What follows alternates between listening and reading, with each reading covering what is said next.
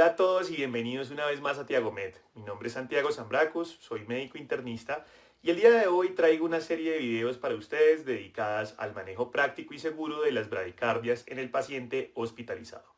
En esta serie de videos aprenderemos cómo evaluar una frecuencia cardíaca baja, cuándo es benigna, cuándo es peligrosa, cómo identificar bloqueos atrioventriculares, cuándo iniciar atropina, cuándo iniciar marcapasos, para saber cómo actuar rápidamente ante una bradicardia inestable. El objetivo no es solo saber interpretar el electrocardiograma, es entender la fisiopatología para poder tomar decisiones bajo presión. Si quieres dominar el manejo de las bradicardias con un criterio clínico y con seguridad, esta serie de videos es para ti. Suscríbete al canal, activa la campanita y sígueme en las redes para no perderte de ningún nuevo video. Sin más, hablemos de bradicardias. Bueno, iniciemos entonces. La bradicardia en el piso no es lo mismo que en urgencias ni en la unidad de cuidado intensivo. Primero recordemos la definición operativa según la AJA de lo que es la bradicardia. Técnicamente hablamos de esta cuando la frecuencia es menor de 60 latidos por minuto, pero el umbral para intervención aguda en adultos que estén sintomáticos es por debajo de 50 latidos por minuto. Frecuencias entre 50 a 60 latidos por minuto muchas veces pueden ser fisiológicas, especialmente en jóvenes o en deportistas. Entonces el problema no es el número, es el contexto clínico. Y aquí entra el segundo punto, que es el contexto hospitalario. En el piso estamos manejando pacientes con múltiples comorbilidades, reserva fisiológica disminuida, infecciones, deshidratación, anemia, falla cardíaca, enfermedad renal. Y en estos la bradicardia puede ser la famosa gota que rebosa la copa. Es decir, no es solo la frecuencia baja, sino lo que lo descompensa.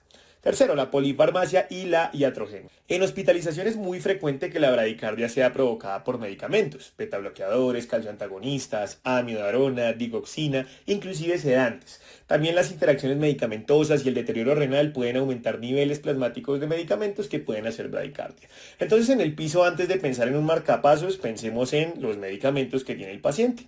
Ahora, algo muy importante es el umbral de acción. En el paciente sintomático hospitalizado, menos de 50 latidos por minuto deben prender alarmas. No esperar a que llegue a 30 latidos. Si hay hipotensión, alteración del estado mental, dolor torácico o signos de bajo gasto, hay que actuar. Y por último, es diferente a la UCI, porque en la UCI tenemos monitoreo continuo invasivo, enfermería 1 por cada 2 o 4 pacientes, respuesta inmediata. Mientras que en el piso la monitorización puede ser solo de forma intermitente, la vigilancia es menor y el tiempo de respuesta es más largo. Entonces en el piso la detección del deterioro puede ser más tardía y por eso el umbral de sospecha debe ser más bajo y la intervención más temprana. El error más común cuando vemos una bradicardia es reaccionar al número, pero la relevancia clínica no está en la cifra, está en la perfusión tisular. El mismo número puede significar cosas completamente diferentes. Segundo punto, la bradicardia es gasto cardíaco dependiente. Entonces, recordemos la ecuación básica. El gasto cardíaco es igual al volumen sistólico por la frecuencia cardíaca. Pacientes que tengan un corazón estructuralmente sano, el volumen sistólico puede aumentar y compensar parcialmente una frecuencia baja. Pero pacientes con patologías estructurales como estenosis aórtica severa, miocardiopatías, disfunciones diastólicas avanzadas, el volumen sistólico es prácticamente fijo. Entonces, en ellos el gasto cardíaco depende linealmente de la frecuencia. Si la frecuencia cae, el gasto cae. Y si el gasto cae, aparece la hipoperfusión.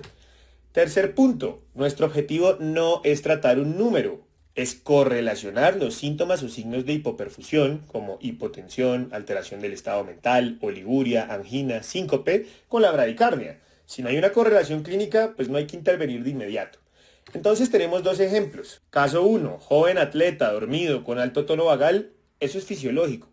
Caso 2, anciano con estenosis aórtica severa, 45 latidos por minuto pueden ser catastróficos. Aquí la intervención probablemente sea urgente. Entonces la moraleja es trate al paciente, no al monitor. Es la inestabilidad hemodinámica la que dicta la urgencia, no los latidos por minuto. Lo primero que debemos preguntarnos es ¿dónde está el bloqueo? No es lo mismo un bloqueo nodal que un bloqueo infraisiano. Y esa diferencia cambia completamente el manejo. Entonces comencemos con los supraisianos o nodales. Aquí el problema está en el nodo atrioventricular. Son típicamente sensibles al tono vagal que está mediado por receptores M2. Lo vemos en pacientes con aumento del tono parasimpático, medicamentos, isquemias de la cara inferior del corazón y electrocardiográficamente el QRS suele ser estrecho. Lo más importante es que responde a la atropina y a las catecolaminas. Entonces el manejo inicial en estos pacientes es farmacológico. En estos casos la atropina es efectiva y segura y el pronóstico suele ser benigno si se corrige el factor desencadenante. Ahora el otro lado, que es el peligroso, el infraisiano o que compromete el sistema His-Purkinje. Aquí el problema no es funcional, es estructural y se produce por fibrosis, degeneración o enfermedad del sistema de conducción. El QRS suele ser ancho y el ritmo es lento. Y aquí viene el punto crítico. La atropina puede ser ineficaz o inclusive deleteria porque aumenta la frecuencia sin mejorar la conducción distal. Estos pacientes tienen alto riesgo de progresar a asistolia súbita. Y el manejo no es farmacológico, es el marcapasos que puede ser transcutáneo o transvenoso urgente. Ante la duda o inestabilidad severa, hay que asumir lo peor y preparar el marcapasos. Hablemos un poco del bloqueo nodal. El nodo sinusal y el nodo AV proximal están densamente inervados por el sistema parasimpático, o sea, el nervio vago. Eso significa que gran parte de estas bradicardias no son estructurales, son funcionales. Y lo que ocurre a nivel molecular es que la acetilcolina se une a receptores muscarínicos M2.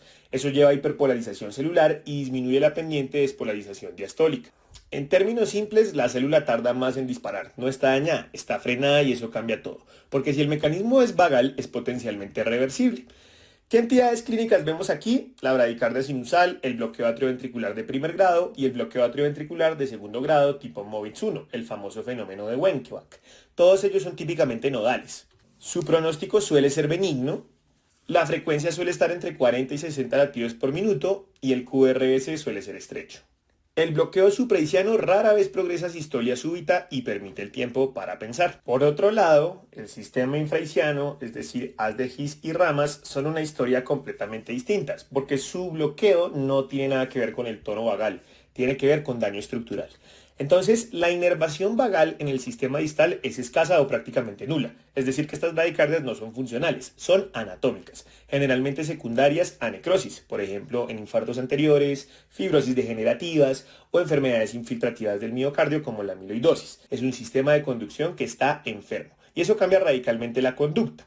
Las entidades clínicas típicas son los bloqueos atrioventriculares de segundo grado, MOVITS 2, bloqueos atrioventriculares de tercer grado completo y un dato electrocardiográfico clave es que el QRS suele ser ancho. Si el QRS es ancho en el contexto de un bloqueo atrioventricular, hay que pensar en infranodal hasta demostrar lo contrario. La atropina aquí es ineficaz y puede ser deleteria porque no hay tono vagal que bloquear. Y si uno acelera el nodo sinusal con atropina, lo único que hace es bombardear un sistema de conducción distal enfermo con más impulsos. Eso puede generar fatiga del sistema y precipitar asistolia o un bloqueo de mayor grado.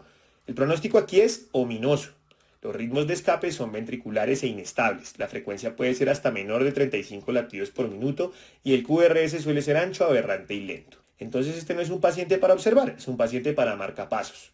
Entonces algorítmicamente nuestro pensamiento debe ser así. Primero evaluamos el ancho del QRS.